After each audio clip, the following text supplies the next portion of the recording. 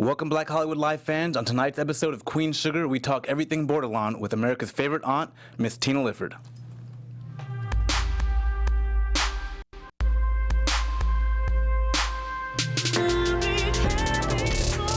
Welcome, Queen Sugar fans. I'm happy to join you on a very special episode of the Aftershow. We're joined by Miss Tina Lifford. My name is Shaka Smith. You can find me on Twitter, Instagram, and Snapchat at Shaka Strong. Hey everybody, it's Kelli. You can find me on Instagram and Twitter at The Urban Gypsy LA. Hey, it's Anjy. You can find me on Twitter at Anjy_Scates. And Miss Tina, where can we find you? On Twitter and Instagram at Tina Lifford, and on my website at www.tinalifford.com. Awesome. Thank you so much for joining us. I'm so happy to be here, guys. And we are just so fortunate to have you on this episode. Right. Wow. It's a good one. It's a good one, right? We're laughing now, but we were crying a little bit earlier. It's like literally. Oh, man. So this episode starts off with Auntie Vi and Charley, and she's really, I love, she's like the emotional center and core of this family, really. What did you, as you were kind of going through these scenes in this particular episode, did you feel that? Were you able to channel that? Well, you certainly channeled it. How did you feel it? Yeah, well, you know, Aunt Vi she always has her eye on the family. You know, she's got eyes in the back of her head, like my dad did, you know, and even if she's talking to this family member, she's got the other ones in her sights, whether they're in her actual sights or not. They're all right here. Right. Yeah. What did you guys think about that opening scene? It just, what was the opening? Charley is depressed again. With Yes. Auntie Vi's comforting. I mean, Auntie Vi, you're my favorite character because you remind me of the mother figures in my family. So in that opening scene, definitely it's, you know, it just reminds me of being there with somebody in my family that's trying to get something out of me. And I just noticed Charley, in usual fashion, she doesn't really open up. She just bottles it in. But I know that having that figure there is healing in itself, is like the first step to know that somebody cares, you know? Yeah. Absolutely. You remind me of my aunt. You remind me of my mom. Right. And I think I'm a lot like Charley in that sense where I don't always open up. But just to know that you have someone that is there for you no matter what, like, that helps. It does. That's what's so great. It's like every character that you can connect with and see someone in your own family that you recognize. Right. I love about this series. At some point, Well, we had a big change a little bit with Micah this episode. He really kind of is forced to grow up, and he does so real quickly. What did you guys think about his evolution? I feel sorry for Micah that he's stuck in the middle of so much. Like, he has what's going on with his mom and his dad, and you can kind of see him starting to resent Charley a little bit, even though she's forthcoming and honest with him. And then she's in the middle of that whole Hollywood and Auntie Vi thing. I feel really bad for him. Yeah, I hated the fact that he had to witness the scene with Hollywood on the phone because he already had this one image of a man he looked up to, the man of his life, his dad. It was broken, and then this other man who he's looking up to and hopeful, he's kind of in the same situations from what he can see, you know? So it's like, oh my gosh, not again. Yeah, is this behavior going to continue to be cyclical, something that Micah will exhibit when he's of age? I don't know. Yeah, it's kind of exciting to see that the writers have captured what it's like to journey through those teenage years, and he's actually having that experience of moving from the tumultuous confusion of the teenage years into manhood. Now, how long that journey will take, we don't know. You know, but that's what's happening here. Because I started to see the hints towards the end of that episode of Micah's like he's talking like an adult right now. He's like, I got Auntie Vi. Don't worry about that it. part, I love that He part. became a protector and sort of like, you know, if no one else is going to stand up, I'm going to have to do it. Then that part where he said, I guess that's what happens with grown folks. They start lying. Yeah. And it's like he's starting to see that, you know, when you're younger, you're always told to be truthful. You're told to be a model person. Everyone and you're is thinking truthful. that's how it is. Yeah. So we're seeing his eyes open to the reality of it. Yeah. It's those heartbreaks that come that really teach you what life is all about. Sad, it breaks your your childhood reality. Exactly. And you know, this show's so great at always reminding you of the reality of situations. And we have again Ralph Angel And I love this with the whole dynamic of Auntie Vi. And but we have the parole officer coming, and he's really taking Ralph Angel to task. And, again, we've talked about the prison system endlessly, but it just doesn't let you go. What did you guys think about that interaction with the parole officer? I think it's demeaning. Like, he's served his time. He's having such a difficult time. I feel bad for Ralph Angel, too. But, like, why do you have to talk to him like he's less than a man, Yeah. Like, that's not necessary. And I feel like it's not rehabilitating. It's not helping him in any way. Yeah. I also agree. Like the tone of his voice. I understand some of the things he's asking because the whole purpose of him is to make sure he's staying on track. Yeah. But the way he's talking to him is as if he already assumes he's not on track or he assumes he's going to do wrong, opposed to being helpful. Yeah. It's interesting because I'm talking now as Tina Lifford, not as Aunt Vi, because Aunt Vi would have a completely different feeling. But as Tina Lifford, I felt that that actor and those lines had the duty of telling it like it is. Mm-hmm. Right. And I didn't feel that he was trying to demean the system the way it is once you get snared. There's just certain things that go with it, and you don't have somebody coddling you. True. Yeah. It's just the way it is. That's true. And there's nothing I can do about that, and you need to get in line. And if you guys want to watch more, shout out to Ava DuVernay in the 13th documentary. We covered it this past weekend. If you haven't watched it, go out and see it. Yeah. And then go watch our after show. And you can watch it on Netflix. I mean, if you haven't watched it, watch it tonight. Yeah, and we already know they're trying to privatize parole now, even. So, really? these are issues we have to stay vigilant about. And I love the realism in this show. And speaking of realism, it got real with Nova and her new partner. Well, we thought she was committed. Well, in a committed relationship with a married man.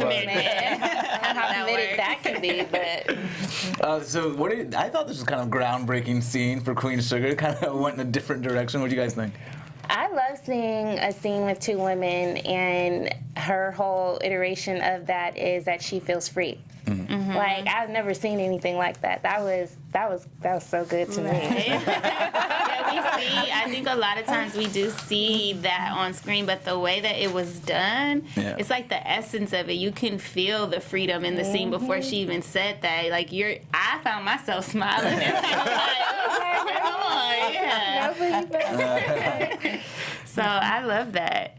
But it was short-lived because she ends up confronting, or Charley ends up confronting Nova about this $10,000 that we had left off on. That ponytail swinging up to the stuff. She was pissed, and rightfully so. Right. I thought it was going to be a bigger blow-up, though. Me too. I did think it was going to be bigger. I expected more, $10,000. I mean, but when you are, we've had pretty big blow-ups and we're sisters, but I think there is a certain, she's going through so much. That's why I thought it would be bigger. I thought she was going to take everything out on her. They've actually been down this road a million times together, right? This is what they do in one way or another. Yeah. So we talked about Nova's selfishness in taking that money and kind of like almost taking away from Ralph Angel. Obviously, Charley's got enough where it's not like a direct taking, but we did see that she was fed up. She didn't want to help Ralph Angel because of what Nova did.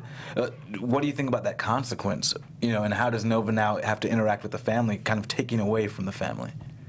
I think this might be Nova's MO. It seems like she does this over and over again, and people are just used to it.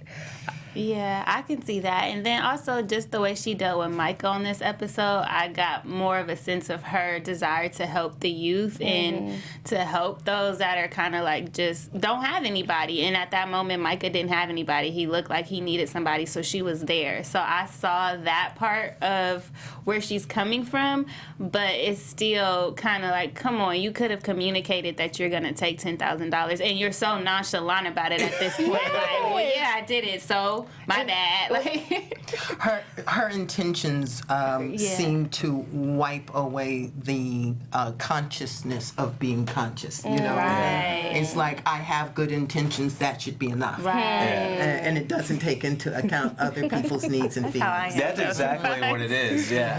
She just thinks her intention is that's enough. That's enough. That's enough. Right. But I got to go back to the Auntie Vi and Ralph Angel. I love that scene where he's asking you for custody and you just tell him him no. And just can you walk me through that scene and where were your emotions in that to tell a father no to not have his child but for his own good? Well, Aunt Vi has been sheltering and taking care of Blue's heart for the last 3 years, right? Mm-hmm. Blue is at a very impressionable stage, and if no one else is going to be paying attention, I have a responsibility to pay attention to making sure that Blue gets as much as he can get in the situation that he is in with the parents that he has, that he be strong and confident, as a kid growing up. Mm-hmm. I have a responsibility. Right. So it's not like I am being unfair. Yeah. Last week, You're like,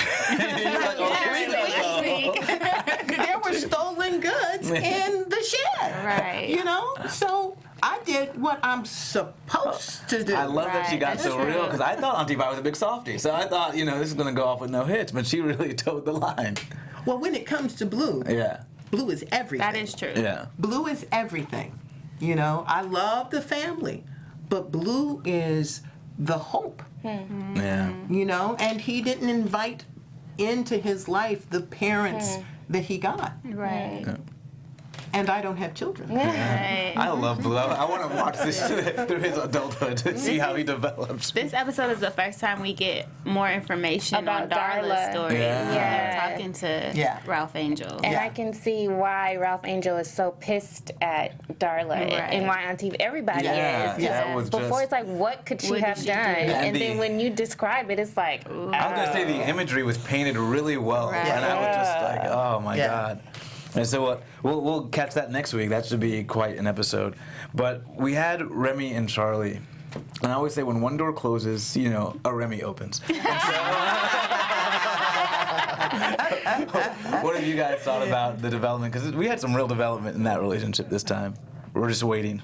We're just like, come on, make it happen. I think it's moving slow like it does in real life, Yeah. It doesn't always come at an opportune time, but if you are in a situation and you allow it, give it that air and the space that it needs to grow and cultivate, it's going to happen eventually. I wish it would hurry up, though. I know. Ava's such a gentle storyteller. He's so patient. I've been Team Remy since we met him because I could just Could feel feel his it. energy. Yeah. But I love it on this episode because Charley doesn't open up about what she's dealing with until she talks to Remy. Like, she lets it all out, she vents, and then she tries to walk away. But I love how Remy listens to her and lets her get it out and is able to be her confidant, which is why I'm Team Remy. And I love how it's developing. I love how he shared his story with her too and let her see his vulnerable side. Like, you're not the only one that deals with this. Yeah, Remy isn't. Remy's a man, Yes. right? And so going slow, going slow. It's not about going slow. It's about being real. That's true. And not moving so fast that you miss the steps necessary in order to solidify something that's real. That's so Say true. that. That is something a man would do. I want a Remy. They're out there. They're out there. Another part I loved about this episode was we got some realism with that artistry. And I don't know about this. When Micah said he had never really ever been mistreated because of race, I didn't think that was possible to be black and never have been mistreated because of race. Did you guys have thoughts on that? I think he's still young. I think he's still shaping and forming his opinions and his experience. And sometimes it comes a little bit later in life. I remember being a kid that age and maybe having some kind of awareness, but not really being able to articulate what it is until later on in my adulthood, my young adulthood. So I think him going to the museum with Nova and spending time just down south and what he's going through with his dad, it's allowing him to go through that, True. And then we kind of talked about it last time, like the intersectionality. Like, yeah, he's black, but his class allows him to kind of miss certain treatment that he wouldn't have missed if he was, didn't have all that money and didn't have that experience growing up. So I think it's possible for him to not have experienced that yet, but that's another thing that we're seeing. Like, he's still growing up. I would guess that he's experienced it. It's come his way, but he's in his own little bubble right now. So he doesn't recognize it for what it is. Yeah. The context is not yet widened for him to see it. Yeah, I agree. I think until the age of 10 I had, but he's a little bit older, so I was like, how do you not know at this age? But around 10 is when I figured, oh, it's because I'm black. But yeah, I think race affects everyone, but I love the way it's just addressed in throughout the entire series. Right. Yeah. And so, yeah, I love that they talked about Trayvon and Eric Garner, and we heard the artist talking, and hearing that very real, present voice, I thought really gave color to this episode. I have to say that you can't watch Queen Sugar and not feel that the creators of this show, Ava DuVernay, Oprah Winfrey, they love black people. Yes. They really do. You can absolutely feel the love. Yes. I agree. In the truth, in the challenge, in all of that. Yeah, they do a beautiful job of weaving in the history lessons and the context of our community. And then one of the things that the artist said was, if these neighborhoods were sick, my art was a type of healing. And I feel like that's what this show is. It's like, we've been sick, and this art is like a part of our healing. We're able to have this discussion about it. When the things that Remy says when he was sitting next to Charley in the backyard, and I don't remember them, but each sentence was so healing. You know, each sentence sort of seeped into your soul. Well, that's what Ava DuVernay and Oprah are able to do once a week, and with all of those repeats, is to have those very meaningful words seep into our soul. Yeah, and we've had not much of it in the black community on television. That's exactly and those mediums, which is so great to have. Do you think it's because there's so many women involved with the directing of the cast? Do you think that might have something to do with the way that the storytelling is unfolding on this show? I think, I'm gonna say yes, but I'm also going to say it's the kind of women that are at the helm of this show. Yeah. You know, it's not just because they're women, it's because they're conscious, awake, visionaries, right? They have an intention. They see a need within our community, within our culture, and they are positioned. Oprah Winfrey owns a frickin' It's that perfect storm. 'Cause if you don't have that one woman really challenging perceptions and in the face of things that aren't going well and saying, I'm going to still continue to make it go well. If you don't have that, you miss out on opportunity, and that's what we've always lacked, is that opportunity. And then you have someone as bold as Ava DuVernay who stands up in America and says, I think you all of you, black, white, and purple, need to take a look at this. Right. And she does it courageously. I don't even know if I don't think it's courage for her. I think it's just the way she is wired. True. She can't do it Purpose. any other. Exactly. I think it's her purpose. Absolutely. Well, we love that, but I want to get now to the that last scene, that last powerful scene when Leanne comes out of the woodwork. What was that scene like? Just filming that scene, like emotionally, just preparing for that, because it was a roller coaster. Well, yeah, it's interesting. The director of that episode is Nima Barnett, and she is she's an old soul, you know, and she's been around, and she's brought us some amazing film in her past, and she really trusts actors. And so she took me off to the side and said, you do what you do, and we will follow you. And working with Omar Dorsey is just, I mean, there's something magical with me and Omar, because literally, I'm telling you, literally, when I am on that set and those cameras are rolling, I am in love with Hollywood. I mean, viscerally. I could tell. You feel it, yeah. And it's like something, Tina Lifford moves to the side, and Aunt Vi and Hollywood are real, and they're breathing, and they have skin. And so the idea that all of my, up until this moment, there's not an ounce of doubt in me anywhere where Hollywood is concerned. There's no space inside of me that isn't completely and utterly open to Hollywood. And then the realization that comes slowly. She doesn't even believe it in the beginning. You know, she's just doesn't know what's going on. So Hollywood, help me. Yeah, what's going on? Tell That's me. why it was tough to watch. It was hard. In the beginning, that's all it is tell me what's going on. Yeah. But as it deepens, it becomes she comes face to face with doubt. And that is so freaking painful for where she has lived with this man. Wow. Because I felt like that first episode or first 2 episodes, she was a little concerned about the age difference, but you saw her just kind of like melt into it. She just kind of put it aside, and she was fully invested. And that was like the one couple you're like, they got it right. Yes. And it was heartbreaking to watch. What do you guys think? I noticed you slowly start to. I don't even know the word, but I noticed in the beginning you didn't believe it, and you were still going to Hollywood. Like, you still trusted him to tell you, like, what's going on, like, who is this? And even after he said she was your wife, that was his wife. You still had an open ear, and you still wanted to understand. It's true. So it made me cry.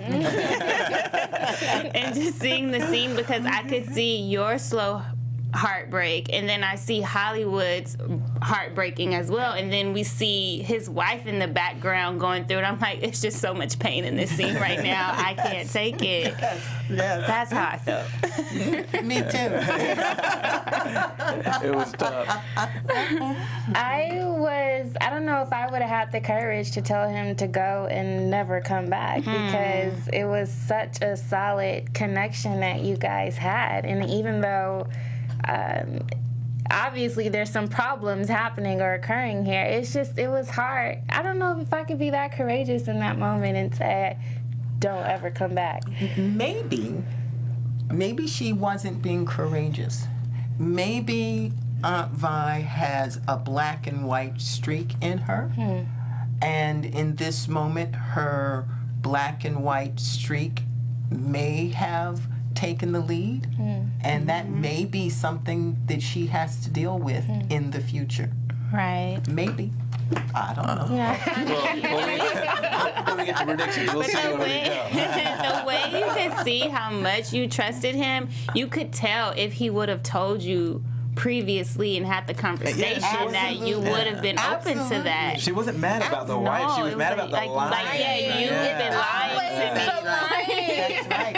And that's always the case for women. Right. If I make a general statement, that's all. Guys, that's always the case with women. Don't lie about it. No matter how bad it is or how hard it might be to say it, because that's going to break our hearts open. That's going to make us available to the conversation. We even saw it with Davis. If Davis had just been honest in the very beginning, he might have been able to He had salvage. multiple opportunities to be honest. Even with what he had done. Exactly. If he had gone to Charley and just spoke to it. Yes. But who wants to do that with all these strong women that are always like, it's scary sometimes. Right.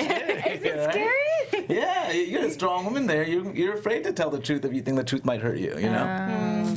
And so I think you're seeing that tension on the show. Yeah. So, but what I liked about was I went to your Instagram and I saw a lot of these Queen Sugar videos that you have, but they were so embedded with the real truth. Where does that inspiration and that voice come from?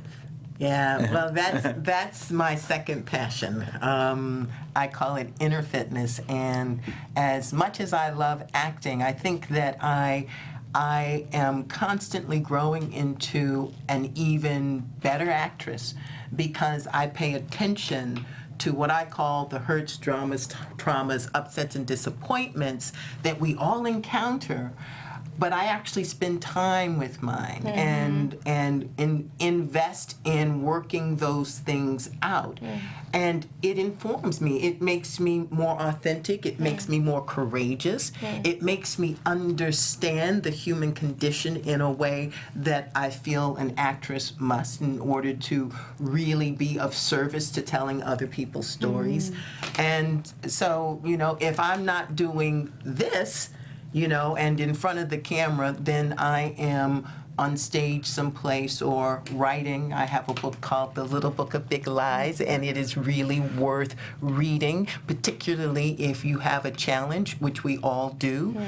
Read it before that thing that periodically comes around and takes you off course comes up again. It will give you tools that will support you. But yeah, if we're not taking care of ourselves on the inside, then we are at risk of being batted from one side to the next with whatever comes into our lives. Yeah. And I see that wisdom in Auntie Vi's character. I see that wisdom. That's why I love it. So you got to ask yourself, how did Ava and Oprah know to choose me? That's just that blows my mind. Because when I saw that, I was like, that's like Auntie Vi, but like a deeper Auntie Vi. She's really preaching to it. She knows what she's talking about. Yeah. That's awesome. Well, we're going to go into predictions right now. So you can sit out or you can try to give us your predictions as Tina Lifford. But I know you might get in some trouble, so no problem. You need to sit out. But what are your predictions? I always go first, and I don't never know. I mean, we kind of talked about it. I think Charley and Nova are going to get into it again. And I think I still expect another bigger blow up because I feel that in that sisterhood, sometimes you blow up the biggest on your sister because you know that they can kind of take it because that is your kind of thing. I think I had something to say about that. And then what else? I had another one.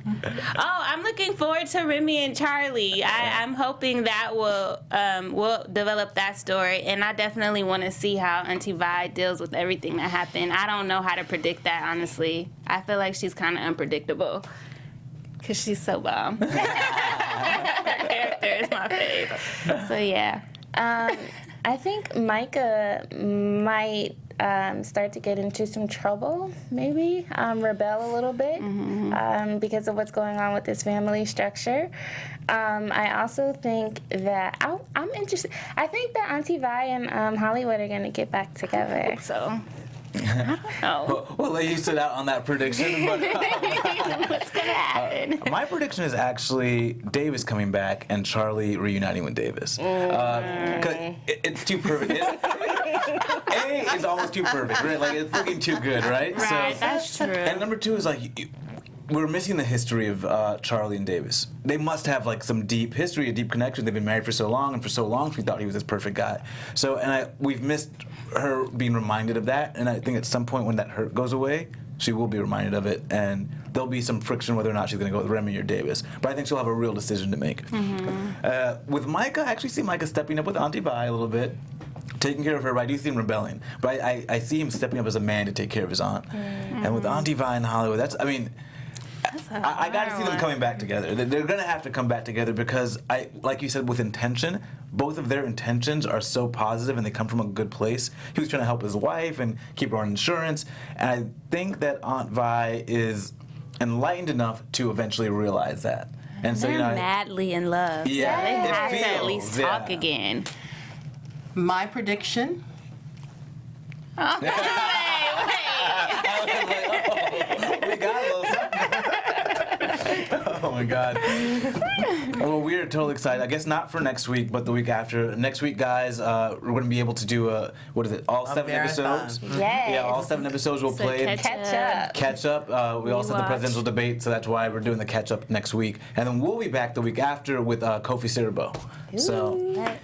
So we got an exciting time coming up, guys. A wonderful human being, by the way. Yeah, you could tell with your guys' chemistry as well. The entire cast is amazing, and we interact with one another like family, and that's real. It's amazing. We've heard that from different cast members. Everyone It's says amazing. that. What's your favorite part about filming?